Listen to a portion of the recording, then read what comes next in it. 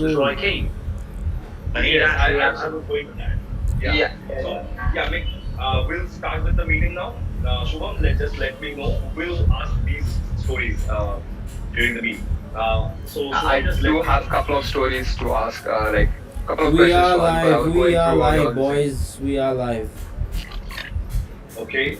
Hey guys, this is Arpan Ghosh as usual from Army Kolkata, and yes, let me start this meeting with a question.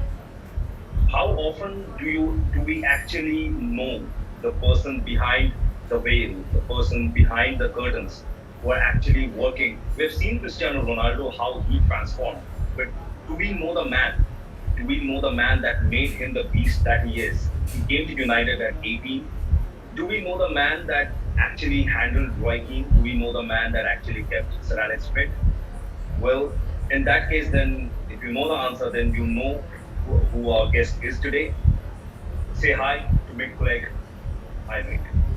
Hi. Yes, just as we were discussing, we'll carry on with that. Let's start with the. Let me just ask you about the story when you first actually joined Manchester United. How the story went on and how you actually were asked to come to join Man United and take over the fitness, speed, and power training at the campus. Okay, it started because I had two sons who played football and they ended up playing for Manchester United. At the same time, I had two sons who were weightlifters and have competed in the World Europeans and the British. Now, during a period of time of coaching them, I opened up my own gym and I was doing power development coaching for lots of different kids in lots of different sports. I did the England lacrosse team and I had a boxing team and stuff like that. So it was across the board of a lot of different people who needed access to power development. So I got my coaching qualifications, weightlifting, but I also got qualifications in athletics, as in shot put, javelin and discus, sprinting, hurdles, all that sort of stuff. Plus, we looked into, boxing and the different types of training they did. So even netball, I have qualifications in netball. So when you put these things together, then you have an opportunity to train anybody, because I train kids from being babies, but then I'd also be coaching adults as well. So when you get to a place like Manchester United, you've got to have experience. What goes on nowadays is a lot of lads, they want to go on get a qualification at university, college or whatever, and then think, right, I'm ready now. I can go and coach at Man United or Arsenal or where Chelsea or whatever. But I'm afraid it takes a lot more than that. You've got to have experience.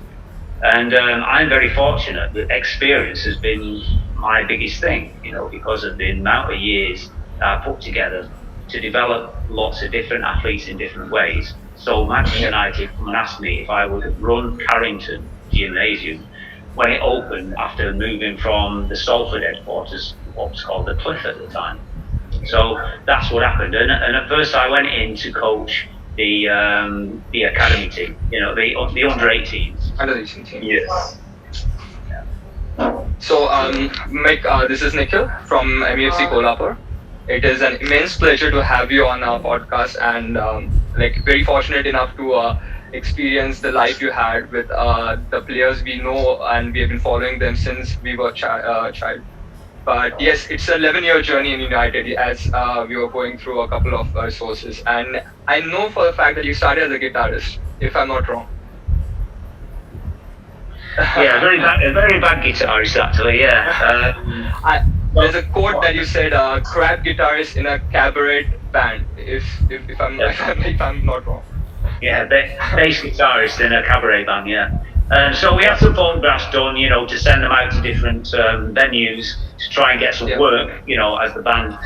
And when we had the photographs done, I realised that my arms were as skinny as my guitar strings, so I decided to go to the gym and put some weight on, and it all came from that. So, well, guys, let me apologize first. Let me apologize for not introducing Nikhil. These things happen. These things happen because I've been used to staying on these sessions alone. And Nikhil, I'm really extremely sorry about that. Oh, that's totally fine. I'm used to this thing. Yeah, I was a bit awestruck to have Mick with us. So yeah, Nikhil, go on. Yes. Yeah, yeah. Oh, sorry. Yeah, go on. No. Mick, you were continuing. Yeah. No. So I thought he said Mick, carry on, but he was actually asking you to carry on with your questioning. I think. Okay, so it's pretty confusing when it comes to Nikhil and Exactly. Nick. People used to call me Nick when I was in Australia. But yes, coming down to the question, like yes, you said that you were a bass guitarist in a cabaret band, and the name of the band, it was pretty different. Like what's it called? Stroller or Strala? I'm not sure about it. Stroller. Yes. Yeah. So how it started from being a guitarist to training such a big legend, so who were the part of United? Right, so like I said, I had these photographs taken, and I realised that I had very skinny arms. They were as skinny as my guitar string, so I started working. I started working out in a gym. Yeah. So I went to the gymnasium there, and I just started training. I was reading magazines, and there's a couple of coaches there, but they didn't really seem to be that interested because I was very, very skinny. But I worked on my body. I carried on working on the guitar, of course. But what I found was that over a period of time, as I was making progress, people was asking me questions all the time, and so I started to talk to them. So they asked more questions, and it seemed that I was easier to talk to about training than it was to the two coaches who actually run the place. So eventually, I was quite successful, even though I didn't put a great deal of size or anything. I definitely changed my shape.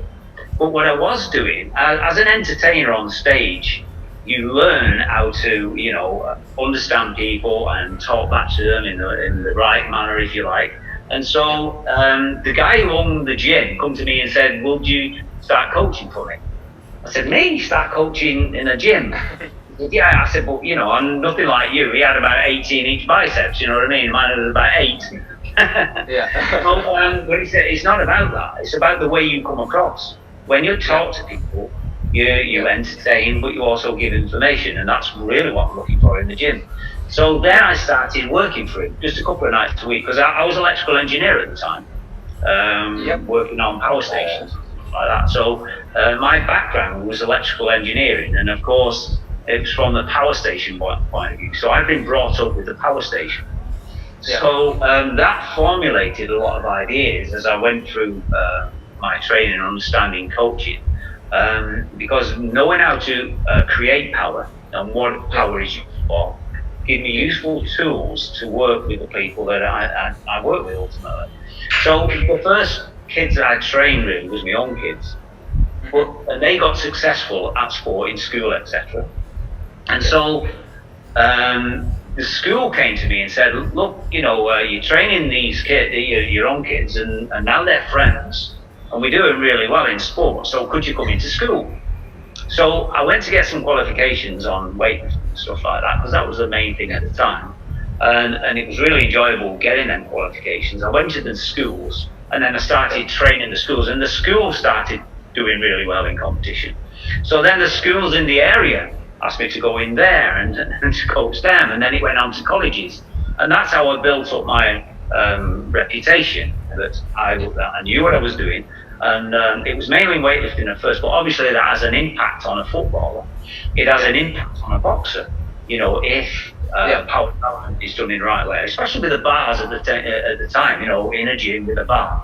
But it went on from that, because when you start adding plyometrics and movements and sprints and stuff like that, you really get a more complex understanding of what training is all about. And so people wanted to know this complexity. And like I said to you, I had the British,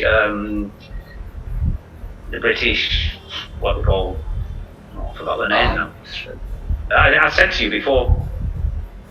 Yes. The throw a ball out of the net. Netball. Lacrosse. Lacrosse. We were all struggling for the vocabulary. We were all struggling with the vocabulary. Yeah, so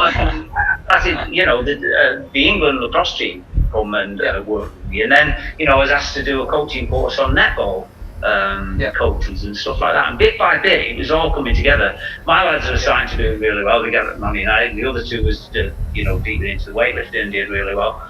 And so that's where all my skills came from, is lots of different areas, doing lots of different sports. But the main part of the sport was power. Now, I had a basic upbringing in power. My dad worked when I was a little baby. It's a power station, and I was brought up that way. And that's the job that I did, was I was an electrical engineer at a power station. So you understand it from a mechanical point of view of how to make power. But then you recognize, when you start to train a human being, where their power source is, and how you get the best out of their power source. And so I did simple little things like, if you look at our running machine over there, that's a 5 horsepower running machine. But it's only 4 horsepower running machine. Something special is done to it, and it's press the power button. Because the electric comes in, and then it becomes a power machine. And the point is, with an athlete, unless they engage the brain, and then their power output is greatly reduced of what it could be. But it's getting the relationship between how the brain works and how the body works, especially in sports.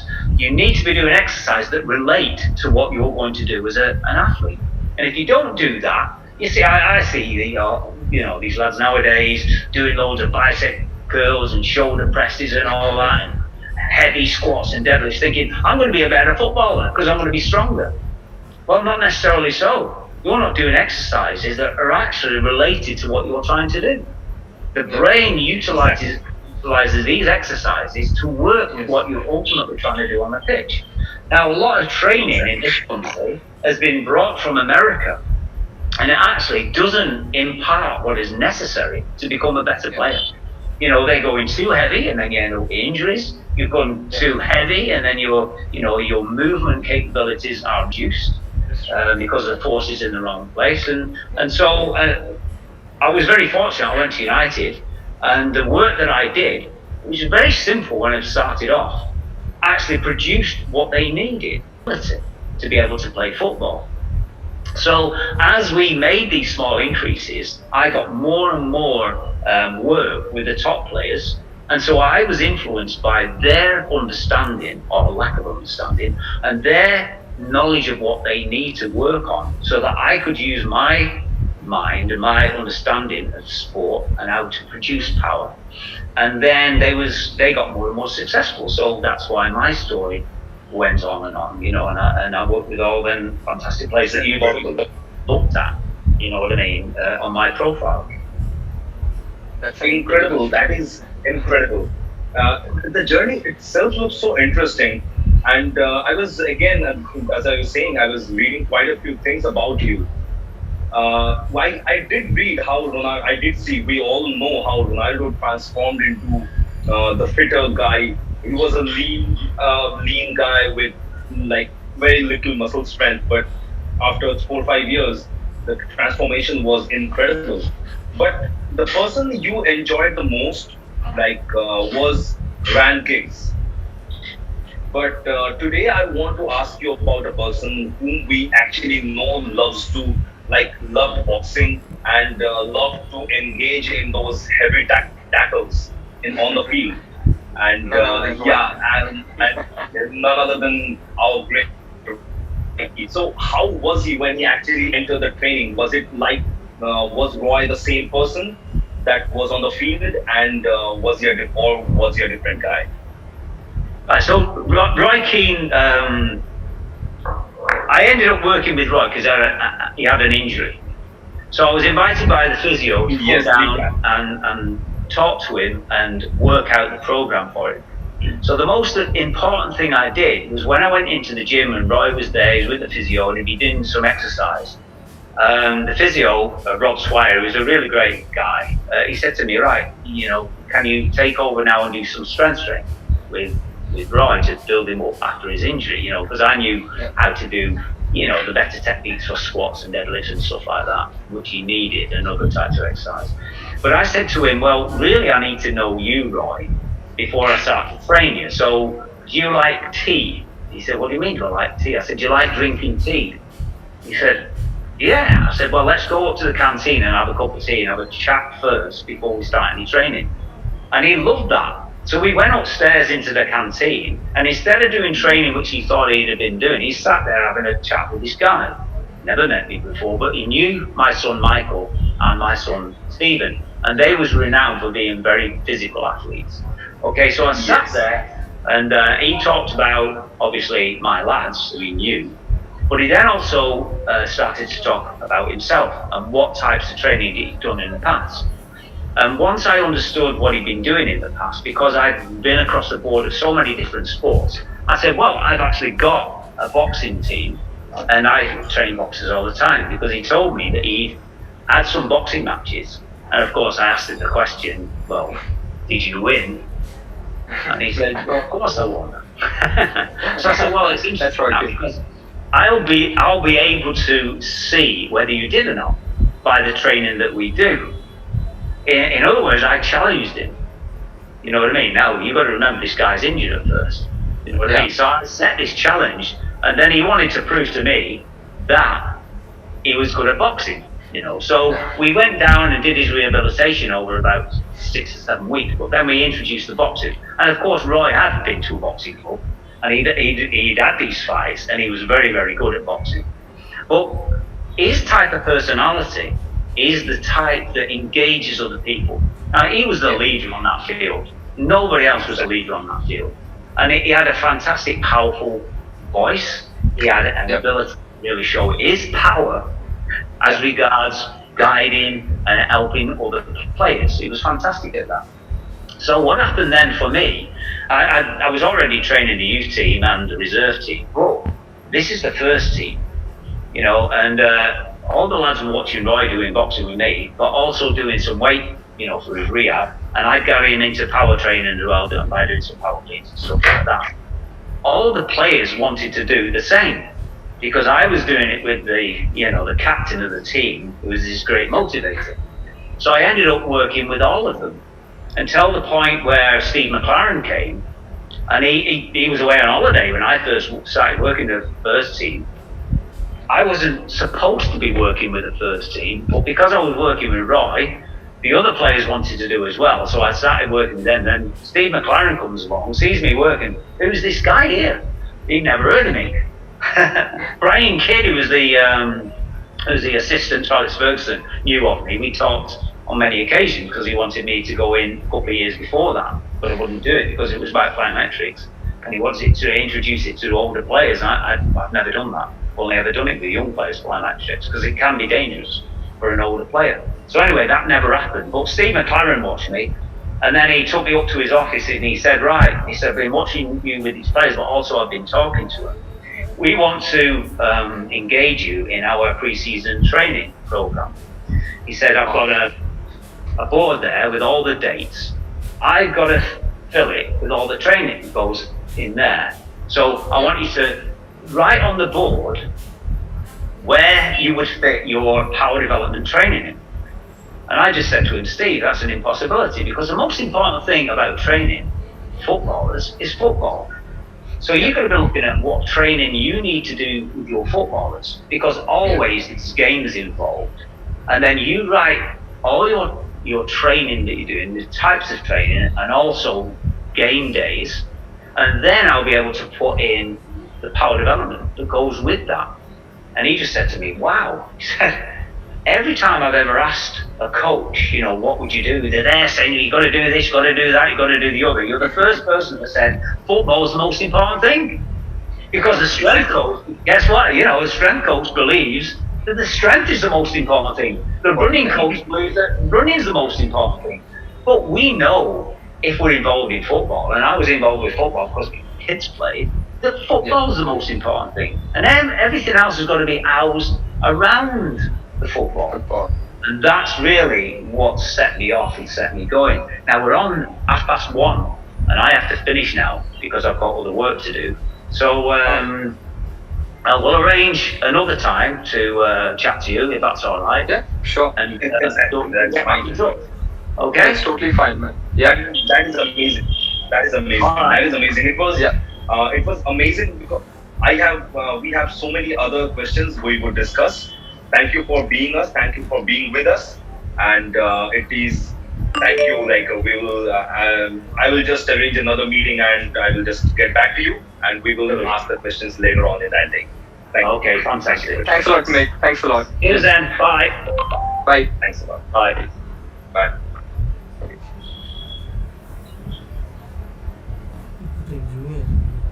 O power trainer ফার্গুসনের power trainer ছিল আমার meeting create করে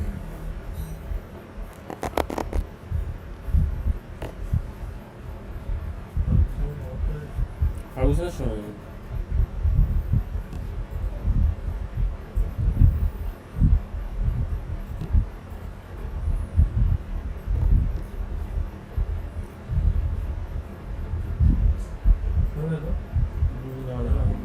দাঁড়া হয়নি